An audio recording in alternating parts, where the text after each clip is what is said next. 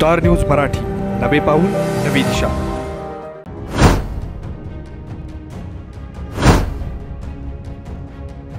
तुम्हाला दातांच्या समस्या आहेत? मग आहे ना विट्यातील डॉक्टर सुयोग श्रीधर पवार यांचं Shri Samarth dental care. Digital x-ray सुविधा, रूट कॅनॉल ट्रीटमेंट, ओरल कॅमेराद्वारे दातांची तपासणी तसेच सर्व प्रकारच्या दातांच्या ट्रीटमेंट एकाच ठिकाणी। शिवदर्शन कॉम्प्लेक्स, खानापूर रोड, विटा।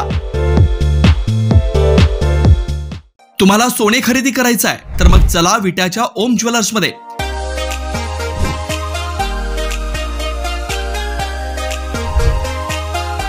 विट्यातील प्रथम सोन्याचे 100% BIS 916 hallmark jewellery showroom. HUID प्रमाणित सर्व दागिने ग्राहकांसाठी सुवर्ण संच योजनाही सुरू। तर मग एक वेळ अवश्य भेट द्या। आमचा पत्ता ओम ज्वेलर्स, सराफपेठ, बँक ऑफ महाराष्ट्र समोर, विटा। श्री भगवान ढमाले गार्डीकर, डॉक्टर विशाल शिंदे मोराळे। जयंत स्पंदनच्या व्यासपीठावर उपस्थित असणारे या तालुक्याचे 2 माजी आमदार माननीय विलासरावजी जगताप साहेब आणि विक्रमसिंह दादा सावंत, आमच्या राष्ट्रवादी काँग्रेस पक्षाचे जिल्ह्याचे अध्यक्ष देवराज पाटील, सुरेश शिंदे सरकार, या तालुक्याचे अध्यक्ष मनसूर खतीब, सिद्धू अण्णा शिरसाट, रमेश पाटील, रवी तमनगौंडा, आमचे सहकारी चन्नप्पा होर्तीकर, बाळासाहेब पाटील, सुभाष पाटील, विनायक शिंदे, विवेक कोकरे, अण्णासाहेब कोडक, राजू जानकर, सुष्मिताताई जाधव, जिल्हा महिला राष्ट्रवादीच्या अध्यक्षा मीनाक्षीताई आकी, अमोल डफळे, अविनाश वाघमारे, महादेव अंकलगी, माजी उपनगराध्यक्ष अप्पासाहेब पवार, संतोष जाधव, उत्तम चव्हाण, सचिन हुर्तीकर, महेश कुपाडे, या निमित्ताने उपस्थित असणारे 5 वाजल्यापासून या हॉलमध्ये बसलेले आणि बराच वेळ प्रतीक्षा करणारे आपण सर्व शिक्षक बंधू आणि भगिनींनो, मी 5 वाजताच यायचं म्हणत होतो, पण संयोजक म्हटले 6 वाजता या। हो विचारा। 6 मला 7 वाजताच ऐकू आलं। विनोदाचा भाग सोडून देऊ, पण मी काही गावात मध्येच लोकांनी थांबवल्यामुळं थोडासा पोचायला वेळ झाला। आपण सर्वांनी आदर्श शिक्षक म्हणून आपापल्या केंद्रात काम केले आणि म्हणून आज तुम्हा सर्वांना पुरस्कार देण्याची व्यवस्था आम्हा सर्वांचे युवा नेते विवेक कोकरे, जे जिल्ह्याचे आमच्या पक्षाचे अध्यक्ष आहेत, त्यांनी पुढाकार घेऊन हा मुद्दामून कार्यक्रम आयोजित केलेला आहे। शिक्षकांच्या पेशात असणारे आपण सर्वांना किती प्रतिकूल परिस्थिती आणि किती अनुकूल परिस्थिती आहे हे माहिती आहे। ज्यांनी 20-30 वर्ष सेवा केलेली आहे त्यांना या जिल्ह्यातल्या, या जत तालुक्यातल्या जुन्या शाळा आजही माहीत असतील। स्वर्गीय राजाराम बापूंनी लोकल बोर्डाचे, स्कूल बोर्डाचे अध्यक्ष होते, नंतर लोकल बोर्डाचे अध्यक्ष होते। त्यावेळी या तालुक्यात अशी अनेक उदाहरणं आहेत की गावातल्यांनी शाळेची मागणी केली आणि दुसऱ्या दिवशी, तिसऱ्या दिवशी सगळं मटेरियल येऊन बांधकामाला सुरुवात झाली। असा एक काळ आपल्या महाराष्ट्रात जिल्हा लोकल बोर्डाला अधिकार किती होते याचाही महाराष्ट्राने बघितलेला आहे। आज स्वातंत्र्याच्या नंतर इतकी वर्ष झाली, इतक्या कालखंडानंतर आपण सगळे मागं वळून बघतो, त्यावेळी नकारात्मक विचार करण्याची फार आवश्यकता आहे असं मला वाटत नाही। तुम्हा सर्वांच्या आणि महाराष्ट्रातल्या प्राथमिक शिक्षणाने महाराष्ट्र प्रगतीपथावर इथपर्यंत पोहोचलेला आहे। उगाच महाराष्ट्र देशामध्ये पहिल्या 10 मध्ये, पहिल्या 5 मध्ये, पहिल्या 2 मध्ये वेळोवेळी जातो, याचं सगळ्यात मोठं श्रेय जर कुणाला असेल तर महाराष्ट्रातल्या शिक्षकांना आहे असं म्हटलं तर वावगं ठरणार नाही. सर्वपल्ली राधाकृष्णन हे देशाचे दुसरे राष्ट्रपती. पंडित जवाहरलाल नेहरूंनी अतिशय दूरदर्शीपणाने ज्यांनी मैसूर विद्यापीठात शिकवलं, ज्यांनी कलकत्ता विद्यापीठात शिकवलं, ज्यांनी मद्रासमध्ये शिक्षक म्हणून काम केलं, त्या सर्वपल्ली राधाकृष्णनना देशाच्या राष्ट्रपती पदावर बसवण्याचं काम पंडित जवाहरलाल नेहरूंनी आणि तेव्हाच्या सर्व मान्यवर नेत्यांनी केलं. मला वाटतं की त्याचा उद्देश एकच होता, या देशातल्या कानाकोपऱ्यात ज्या अंधश्रद्धेनं व्यतीत असणारे, शाळेत कधीच जाणार नाही अशी भूमिका घेणारा जो एक वर्ग होता, त्या सर्वांनाच या देशामध्ये शिक्षणाचं महत्त्व पटावं, शिक्षण किती घेणं आवश्यक आहे आणि शिक्षण घेतलेला माणूस प्रगतीपथावर कुठपर्यंत जाऊ शकतो याचा आदर्श सर्वपल्ली राधाकृष्णनच्या रूपाने तेव्हाच्या राज्यकर्त्यांनी देशासमोर उभा केला. आणि तो उभा करत असताना या देशातल्या नव्या पिढीला तेव्हाच्या लक्षात आलं की शिक्षणाशिवाय पर्याय नाही. आणि या देशातले, ज्या देशात टाचणी तयार होत नव्हती, सुई तयार होत नव्हती, त्या देशातली माणसं जगाच्या पाठीवर इतकी पुढे गेली की अंतराळयान तयार करण्यापासून चंद्रावर पोचेपर्यंत, मंगळावर यान पाठवण्यापर्यंत भारताने आता हळूहळू मजल गाठलेली. हे सगळं ज्ञानातून येतं आणि ज्ञानाच्या शिवाय जगात काही आता राहिलेलं नाही. आता मुली लग्नाला ज्यावेळी मुलाकडं स्थळ घेऊन आई वडील मुलीचे जातात, त्यावेळी त्याला पहिल्यांदा त्याचं शिक्षण विचारतात.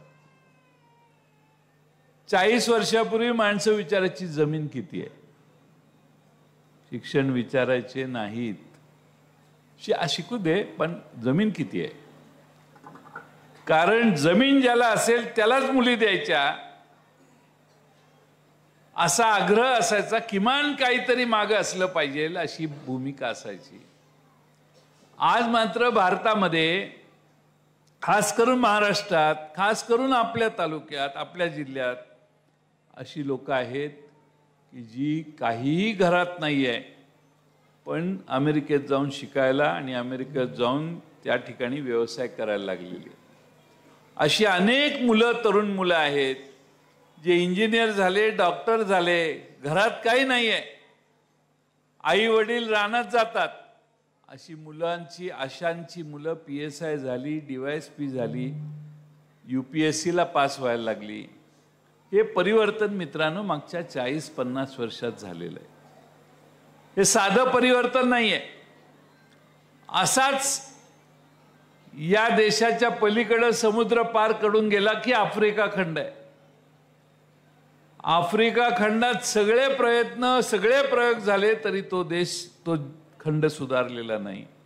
आजही जुन्याच पद्धतीमध्ये, अंधश्रद्धेमध्ये अडकलेला तो सगळा खंड आहे. आणि म्हणून गोऱ्या लोकांनी तिथं जाऊन राज्य केलं तरी त्यांना घालवण्याची दक्षिण आफ्रिकेपेक्षा फार कुठं काही फार मोठी मोहीम निघाली नाही.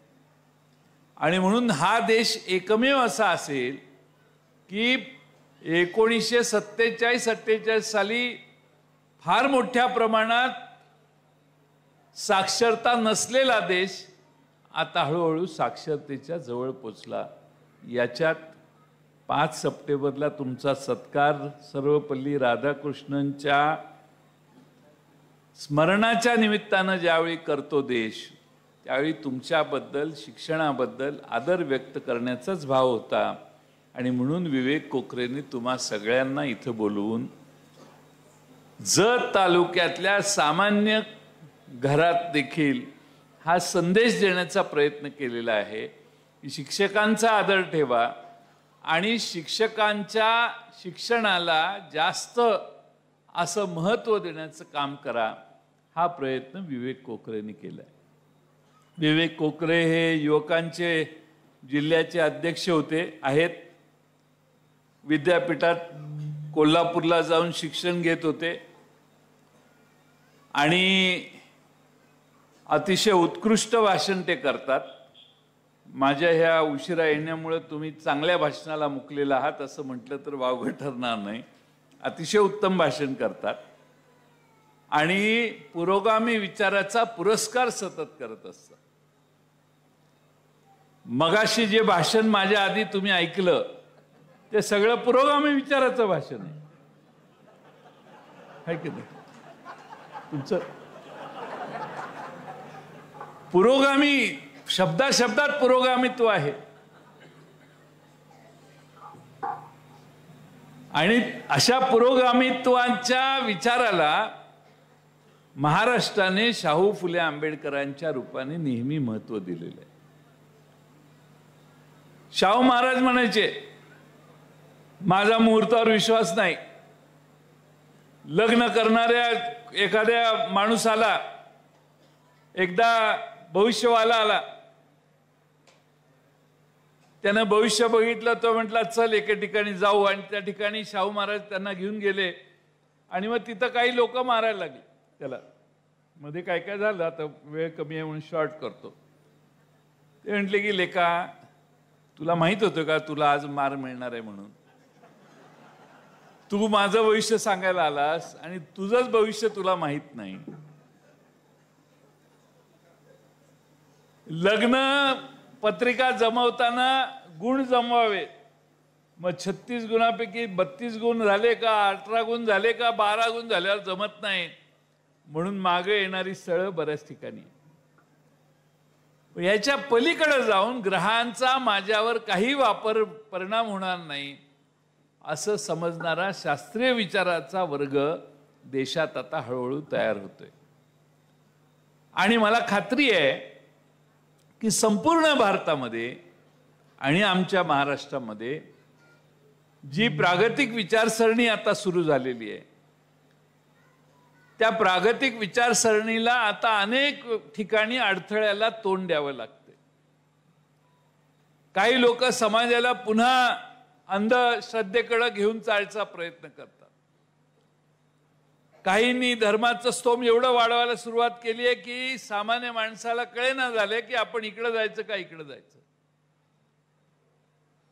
जन्माला येणारा माणूस पत्ता लिहून घेऊन येत नाही की तू इकडे जन्माला जा आणि तू त्या धर्मात जन्माला जा किंवा त्या धर्मात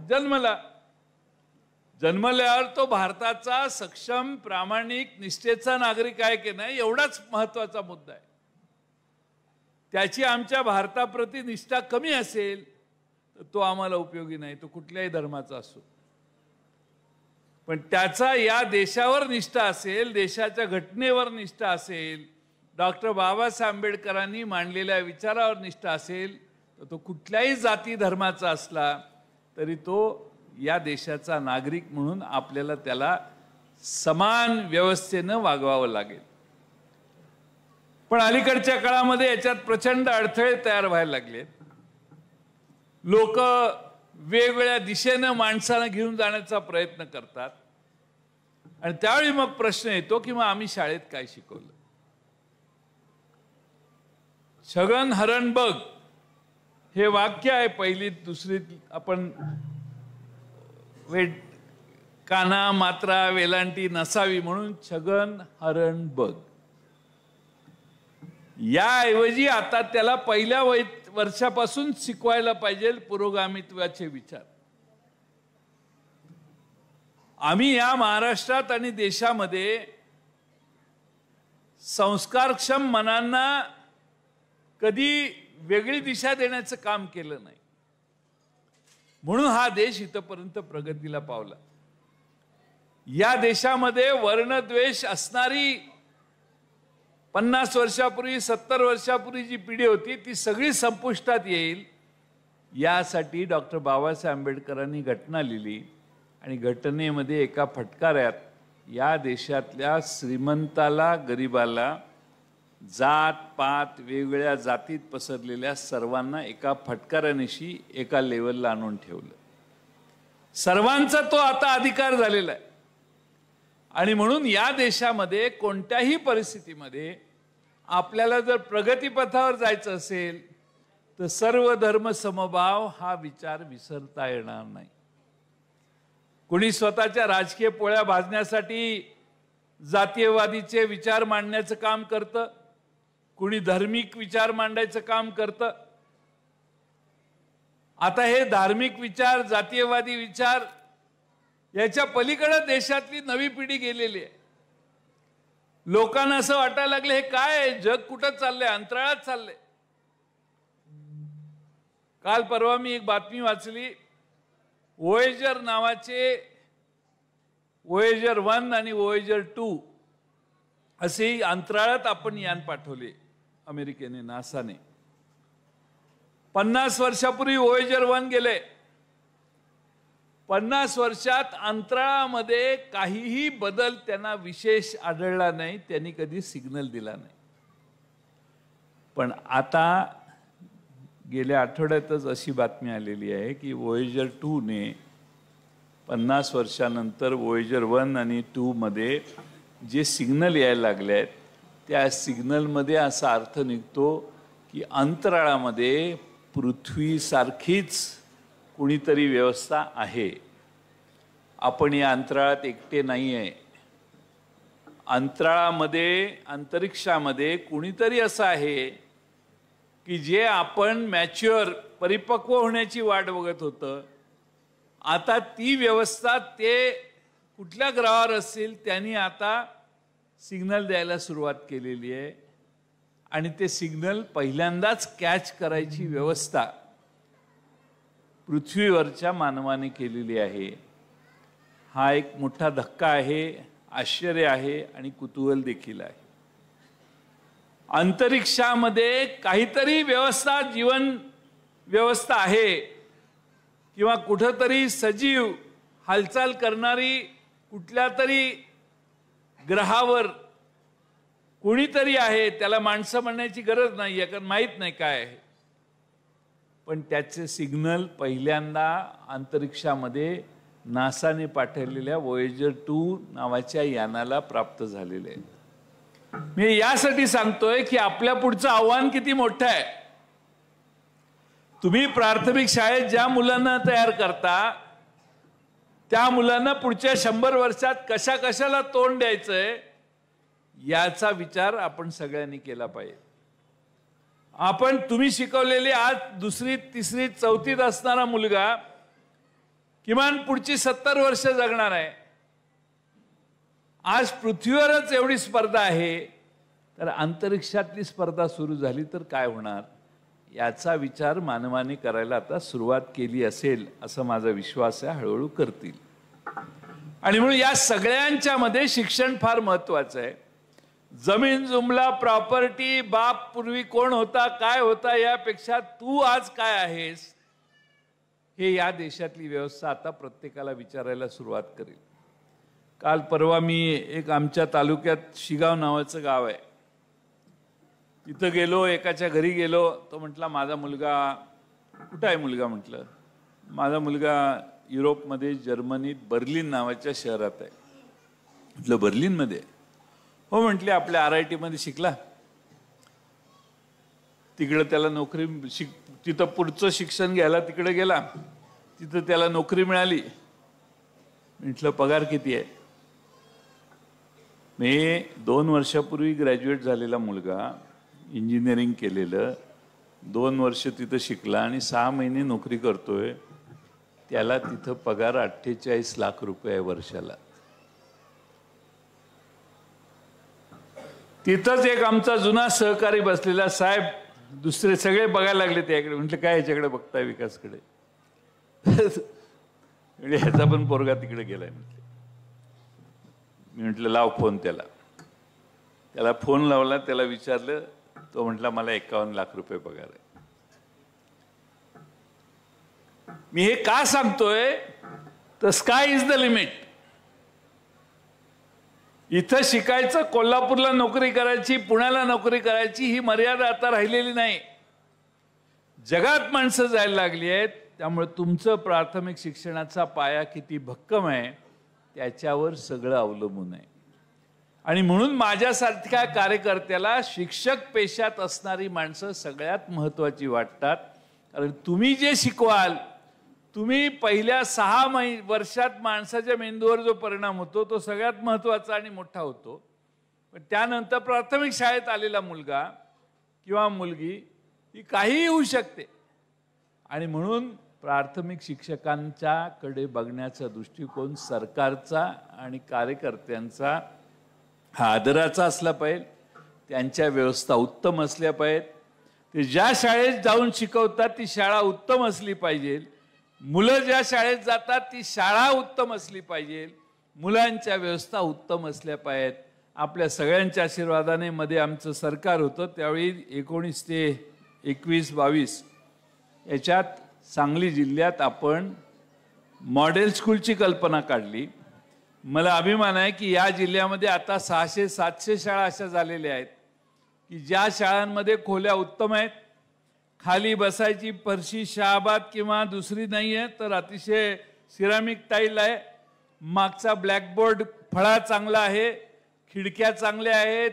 सगळ्या व्यवस्था आमच्या शाळेत आम्ही हळूहळू पूर्ण केल्या. सरकारकडून डीपीडीसीतून आपण पैसे खर्च केले. पण या जिल्ह्यात 7 कोटी रुपये लोकांनी देखील दान केले.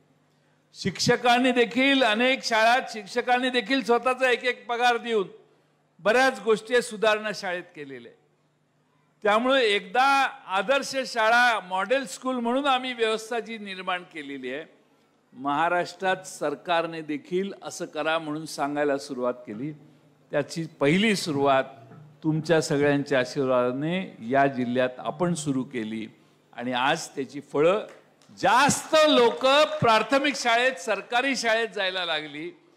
खाजगी शाळा इंग्रजी माध्यमातल्या असल्या तरी मराठीत मायभूमीत मायभाषेत शिक्षण घेतलं मराठीत मायभाषेत तर ते जास्त डोक्यात जातं. त्यामुळं मराठी भाषेतल्या शिक्षकाला अनन्यसाधारण महत्त्व आहे. आणि म्हणून तुमचा सत्कार करायला विवेक कोकरेंनी मला संधी दिली. वेळ झाला पण मी म्हटलं बसू दे, मी येतोयच म्हटलं, सोडू नका. पण तुमच्या सगळ्यांचा सत्कार करत असताना विवेक कोकरेच नाही तर आम्ही इथं व्यासपीठावर बसलेल्या सगळ्यांच्या भावना या आहेत की तुम्हाला प्रोत्साहन या जिल्ह्यात दिलं पाहिजे. तुमच्या मागं उभं राहिलं पाहिजे. उत्तम शिक्षण तुम्ही द्या. आपली पिढी पुढच्या 10, 20, 30 वर्षात एवढी पुढे गेली पाहिजे की आपल्या नव्या पिढीला जगाचं नेतृत्व करण्याची संधी मिळाली पाहिजे. आणि म्हणून तुमचा पाया तुमच्या हातात दिलेली मुलं जनतेने देखील विश्वासाने दिलेली असतात.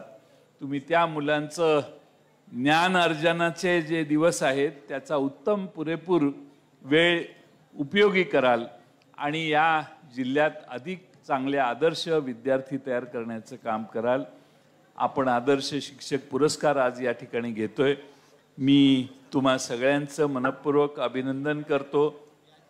आपल्या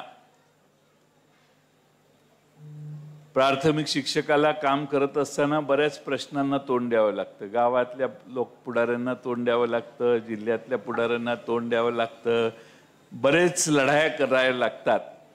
मला वाटतं आता अलीकडे तो इंटरफेरन्स कमी झालेला आहे आणि तुम्हाला जास्तीत जास्त प्रोत्साहन आणि मोकळीक दिलेली आहे. मी ग्रामविकास मंत्री होतो त्यावेळी बदल्यांचा एक वेगळी व्यवस्था पारदर्शी व्यवस्था निर्माण केलेली होती आणि कोणाला जिथं जायचं त्याचा चॉईस प्रमाणे जाण्याची व्यवस्था होती. आता मला माहीत नाही सध्या काय व्यवस्था आहे, पण आपल्याला कामात समाधान असावं, वातावरण समाधानकारक असावं, हाच त्यातला आमच्या सगळ्यांचा उद्देश होता. पुन्हा एकदा तुमच्या सगळ्यांचा या ठिकाणी सत्कार होतोय. मी विवेक कोकरे सारख्या एका युवा विद्यार्थी दशेतून राजकारणात पाऊल टाकून या जिल्ह्यातल्या युवकांचं नेतृत्व करण्यासाठी आम्ही विवेक कोकरेंना विनंती केली आणि त्यांनी ती जबाबदारी स्वीकारली. मला खात्री आहे की विवेक कोकरेंनी घेतलेल्या या जयंत स्पंदन फाउंडेशनने आपल्याला जे या ठिकाणी निमंत्रित केले त्याबद्दल तुम्हा सर्वांचं मी मनपूर्वक अभिनंदन करतो। या जत तालुक्याचे आणि स्वर्गीय राजाराम बापूंचे फार जिव्हाळ्याचे संबंध होते। आत्ता ज्या ठिकाणी मोरबगीला आणि इतर गावात गेलेलो, बापूंनी पदयात्रा काढली त्यावेळी त्या गावात जाऊन तिथं जेवण ज्यांच्या घरात केलं तिथं सगळे एकत्रित येऊन आमचं स्वागत करायला थांबलेले, म्हणून थोडासा वेळ झाला। पण बापूंचे या तालुक्यातल्या घराघरात गावागावात जवळचे संबंध होते। मला म्हणून या तालुक्याची उत्तम सेवा करण्याचा प्रयत्न करायचं मी पूर्वीपासून ठरवलेलं। कर्मधर्म संयोगाने मी जलसंपदा मंत्री झाल्यावर या तालुक्यातली 65 गावं ही नदीचं पाणी नाही म्हणून तशीच पाण्यापासून दुर्लक्षित होती। मी जलसंपदा मंत्री असल्यावर पाण्याच्या वापरात काही बदल केले आणि आपल्या तालुक्याला जवळपास 6 TMC पाणी उपलब्ध करून दिलं। पुढच्या 2 वर्षामध्ये जत तालुक्यातल्या 65 गावात पाणी पोचेल सरकारच्या योजनेचं की त्यामुळे हा जत तालुका हा जिल्ह्यातला सर्वात सुजलाम सुफलाम असा तालुका होईल, ज्या तालुक्यात इथं आपणा सर्वांना अधिक संपन्न असणाऱ्या मुलांना शिकवण्याची संधी मिळेल। पुन्हा एकदा आपल्या सगळ्यांचं मी मनपूर्वक अभिनंदन करतो। उशिरा आल्याबद्दल पुन्हा मनपूर्वक मी आपल्या सगळ्यांची माफी मागतो आणि माझे 2 शब्द पूर्ण करतो। धन्यवाद साहेब। 1958-59 स्वर्गीय बापू जेव्हा राष्ट्रीय काँग्रेसचे प्रदेशाध्यक्ष होते आणि काँग्रेसची धुळधाण झालेली असताना आपल्या परिसरातील लेटेस्ट बातम्या पाहण्यासाठी स्टार न्यूज मराठी YouTube चॅनलला आत्ताच सबस्क्राइब करा।